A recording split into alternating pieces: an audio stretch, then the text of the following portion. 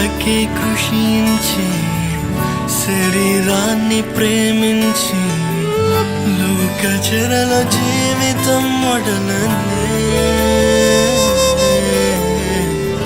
ఎడారిలా నీ ఉంటే జీవముటతో నింపి ఆత్మకు సమృద్ధిని నొసగెనే చిగురింపజేసే జీవితం ఫలించేందుకే నీ జీవితం చిగురింపజేసే జీవితం ఫలించేందుకే నీ జీవితం ఇన్ని నాలు నీవు తప్పిపోయే ఎన్నలేని దేవనలన్నీ కోల్పోయే దుఃఖించేదవెందుకు నా నేస్తమా